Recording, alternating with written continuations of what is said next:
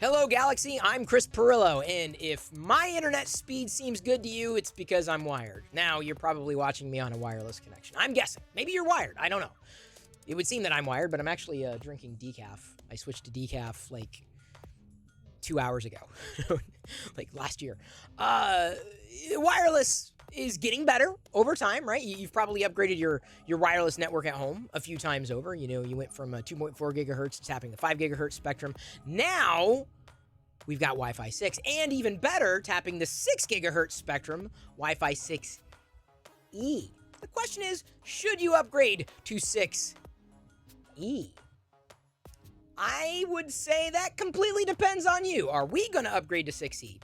Probably not anytime soon. Not just because of cost, but more because I'm looking around, I'm like, well, that device is currently using Wi-Fi 6 technology, and it could take advantage of Wi-Fi 6E, but all these other devices are never going to make it past earlier iterations of the technology, right? And we're going to be holding on to those devices for a certain period of time.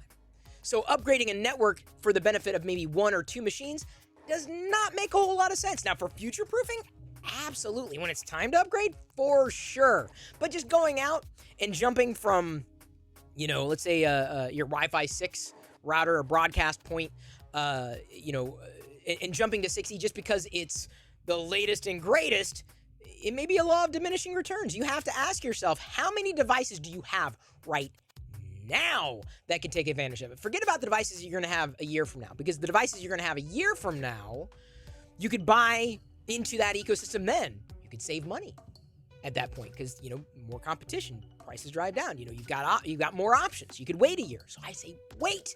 Unless, of course, every single one of the devices on your network are Wi-Fi 6E compatible, then yes, you upgrade yesterday if that's the case. But if you're 10% of your devices on your network, and hopefully you don't have a lot of devices on your network. I really do. I hope you do not have a lot of devices on your network. I'm a minimalist when it comes to connecting things. I'm like, nope, this is not going, nope.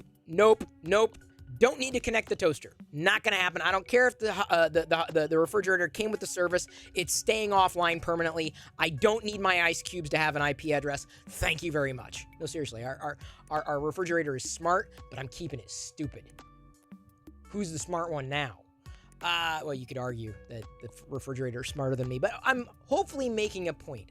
Just because this is the new networking technology doesn't necessarily mean you're going to see all the benefits of that spectrum, the new spectrum that Wi-Fi 6E is tapping into, the 6 gigahertz spectrum. It could increase throughput by magnitudes, right? Higher, better, faster, stronger. I was trying to channel my Daft Punk. Didn't work very well. I kind of failed midway through that. I'm going to do my best to recover. There's a little bit of packet loss there in the transmission.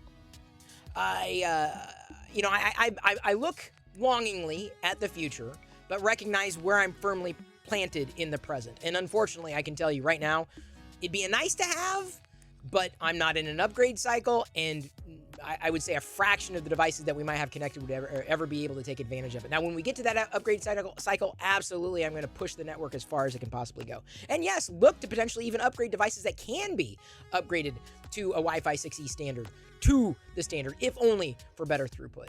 But that's my answer to, should you get Wi-Fi 6E?